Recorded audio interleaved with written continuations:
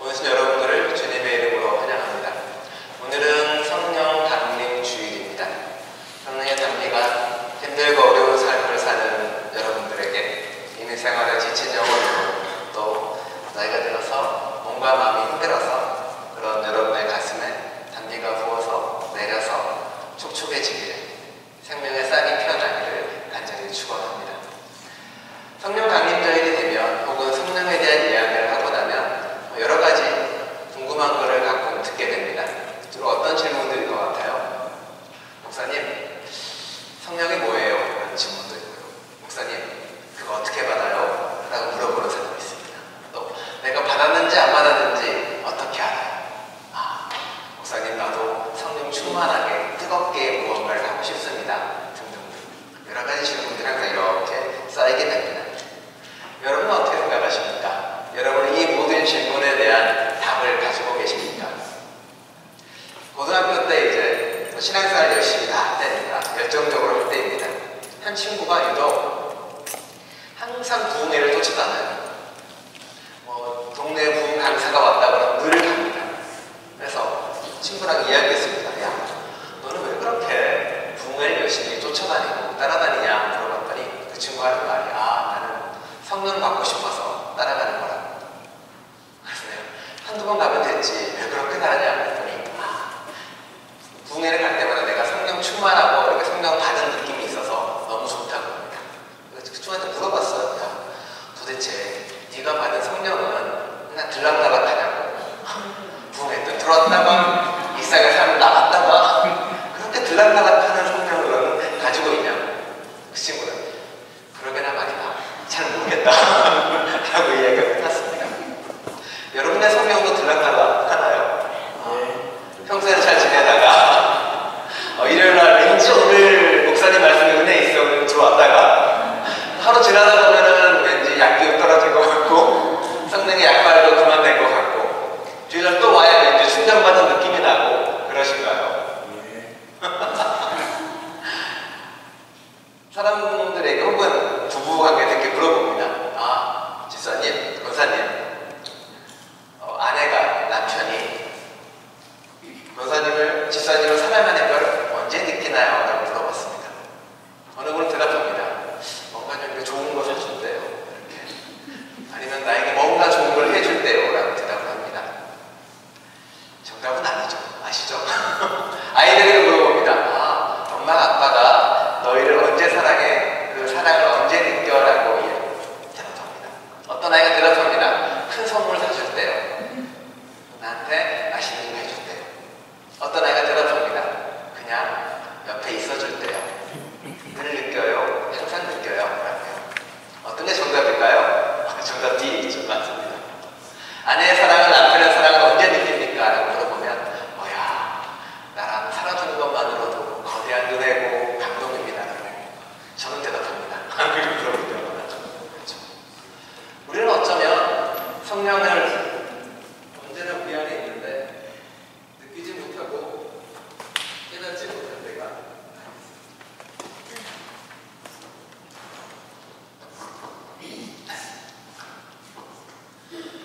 우리 안에 있는데 우리는 그것을 깨닫지 못하고 알지 못합니다. 아마 부흥회를 열심히 다녔던 그 친구도 그랬던 것 같습니다. 뭔가 큰 걸 좀 느껴야, 큰 걸 깨달아야만이 내가 성령이 있는 것 같고 성령 받은 것 같다라고요. 하지만 성서는 오늘 그렇게 이야기하지 않습니다. 베드로에게 사람들이 묻죠. 형제여, 내가 무엇을 해야 됩니까? 어떻게 얘기합니까? 믿고 세례를 받으면 하나님께서 성령을 선물로 주실 것이다 라고요. 이미 우리 안에는 성령이 있고 하나님의 숨결이 있고 그리고 예수님이 우리와 함께 하시는데 우리는 느끼고도 깨닫지도 못하고 살아간다는 이야기입니다. 세상살이가 너무 시끄럽다 보니까 그리고 내가 너무 다른 곳에 귀를 기울이고 있다 보니까 내 안에서 말씀하시고 이끌고 함께하는 성령의 목소리를 듣지 못하는 거죠. 그러니까 부흥회처럼 좀 크게 때리는 데를 가야 비로소 조금 들리는 것처럼 느껴진다는 겁니다. 내가 세상의 목소리, 우리가 세상의 모든 사건들의 귀를 닫고 잠시 내 안에 하나님의 목소리에 귀를 기울이게 되면 우리는 우리는 비로소 내 안의 목소리에 좀 더 많이 반응하고 달라질 수 있겠죠. 이때쯤에 기억나는 시가 하나 있습니다. 시는 이렇게 시작됩니다. 예전에는 강아지를 만지고 손을 씻었는데 이제는 손을 씻고 강아지를 만진다. 시의 제목은 반성입니다. 개를 싫어하는 사람들은 어머나 이럴 수도 있습니다만 이 아이는 그리고 이 시인은 뭐가 달라진 걸까요? 아마 생명을 대하는 마음이 달라지지 않았을까요? 옛날에는 강아지를 만진 다음에 지저분하다고 손을 씻었는데 이제는 강아지를 만지는 내 손이 지저분하고 느껴져서 손을 씻고 만집니다.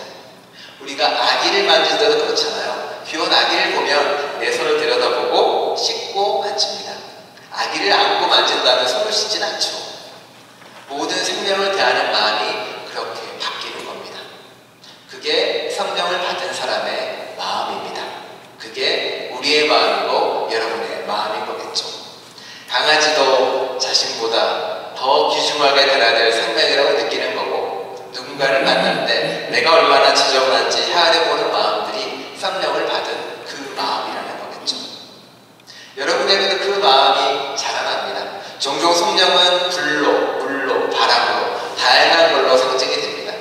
성령 강림주일 저는 아마 그 성령의 모습은 하나의 씨앗일지도 모른다는 생각을 해봅니다. 여러분의 마음 가운데 세례를 받고 주님을 모심으로 성령이라는 하나의 씨앗이 심어졌습니다. 그걸 싹 틔우고 자라게 하는 건 여러분의 몫입니다. 하나님 나라가 하나의 씨앗이듯 성령도 씨앗입니다. 내 안에서 그 성령의 나무는 자라나서 누군가에게 줄 물이 될 수도 있고요. 혹은 내 마음의 불안을 뒤덮을 거대한 나무로 자랄 수도 있습니다. 자라게 하는 것은 바로 여러분의 역할이고 여러분이 해야 되는 일입니다. 저도 교회 와서 이제 1년 좀 넘었죠. 여러분의 자라나는 성령의 신학과 나무들을 경험하고 바라봅니다. 예를 들어 그런 경우죠. DMV 관리사부가 달라져 있습니다. 옛날에 달라졌는데 지금은 보시겠지만 차관사님이 보시고 어떻게 하지 고민하시다가 플로라가 이쁘게 짜줘서 만들었습니다. 그렇죠? 교회를 생각하고 교회를 근심하는 그 마음이 그 안에 자라나서 열매 맺어서 다르게 하는 것도 있습니다. 요즘은 이제 기도 순서에 운영위원도 들어가 있습니다. 그래서 저번에는 구역 해가지고 김봉자님도 기도를 하고 지난주에 유명식 목사님하고 오늘은 차권사님이 하셨습니다. 저는 그 마음이 너무 고맙고 그 안에서 성령의 자라남과 그리고 성령의 나무를 경험을 합니다. 기도 하나하나 하기 위해서 일주일간 혹은 몇 시간 동안 단어 하나하나 아끼고 닦는 그 모습이 떠오르기도 하고요. 성령이 자라나고 성령이 충만해지고 커진다는 건 그런 겁니다. 내가 예배를 드릴 때 같이 참여하고 함께하는 마음이 자라나서 그렇게 커져나가는 거고요. 내가 이제 권사가 되었으니 나도 배치하면서 봉사해야지. 그 마음이 자라나는 것도 내 마음 가운데 성령이 자라나는 겁니다. 내가 다른 사람을 좀 더 사랑하려고 노력하는 거고 다른 사람을 좀 더 용서하려고 노력하는 거고 내 안에 화와 분노를 눌러내는 그 모든 것들이 내가 성령의 인도하심을 따라 살아가는 겁니다. 어려운 거 아닙니다. 내가 귀를 기울이면 여러분은 성령의 충만한 삶을 살아갈 수 있습니다. 압니다. 종종 어떨 때는 좀 큰 무언가를 받고 싶습니다. 도파민 넘쳐나고 엔돌핀 터져나가는 뜨거운 신앙을 경험하고 싶기도 하죠. 물론 가능합니다. 하지만 그건 잠시인 거고요. 우리가 정말 성령의 충만한 삶을 살아간다는 것은 일상에서 늘 하나님을 느끼는 삶입니다. 제자들도 그랬을 겁니다. 제자들은 예수님이 십자가로 벗겨 돌아가시고 그리고 얼마 지나지 않아 이 세상을 두고 부활 승천하셔서 하나님의 곁으로 가셨습니다. 제자들은 두려움에 떨었습니다. 예루살렘을 떠나지는 못합니다. 주님이 이야기했거든요. 예루살렘을 떠나지 마라. 곧 아버지께서 무언가를 내려주실 것이다. 예루살렘이 어떤 곳입니까? 자신의 스승을 죽인 것이었고 그리고 아마 수많은 사람들이 여전히 예수가 다시 살아났다는 소식을 듣고 이게 무슨 일이냐며 그 소문을 낸 사람을 찾아서 죽이려고 하는 공간이었습니다. 그 두려움에 떨던 제자들이 이제 어떻게 할지 몰라서 한 곳에 이렇게 모여 있었습니다. 모여서 두려움에 떠는 그들에게 성령이 내려옵니다. 그래서 그들로 하여금 용기를 내고 힘을 내고 두려움을 딛고 일어나서 예수님이 지금 없는데 예수님이 있는 것처럼 살게 합니다. 처럼이 거짓을 이야기하지 않습니다.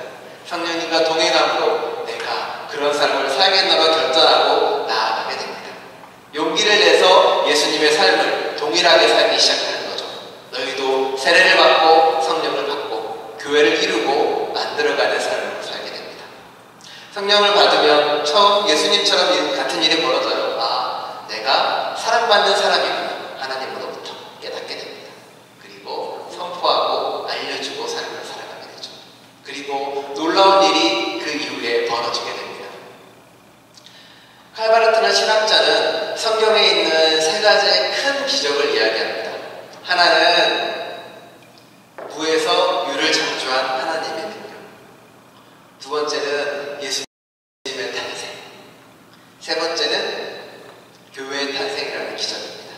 교회의 탄생이라는 기적인데 그 기적은 뭐냐면 모든 사람이 자신의 재물을 다 팔아서 같이 쓰고 나눠 가졌더라라는 기적입니다. 여러분도 하실 수 있는 기적이죠. 그렇죠? 네. 사람들은 물어봅니다. 아, 교회를 부흥하고 교회를 크게 하려면 어떻게 하는 게 좋을까요? 라고요. 성서에는 그 답이 아주 간단하게 나와 있습니다. 여러분이 가진 재산을 다 팔아서 여러분이 나눴으면 교회는 금방 부흥합니다.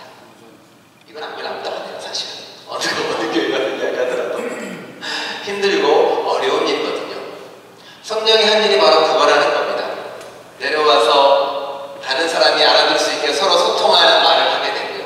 그리고 자신의 것을 나누고 함께하는 삶을 살게 만들었다는 것입니다.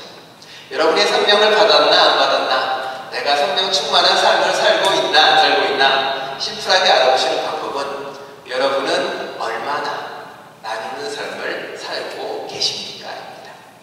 여러분이 가진 물질이나 시간이나 정이나 사랑이나 나누는 만큼이 여러분이 성령받은 삶을 살아가고 있다는 증거입니다. 여러분은 그런 삶을 사시라고 부름받은 사람들입니다. 힘들고 어렵겠지만요. 그래서 그렇게 하자 그런 일이 벌어지면서 교인이 늘어나고 사람들이 달라졌다라고 고백을 합니다.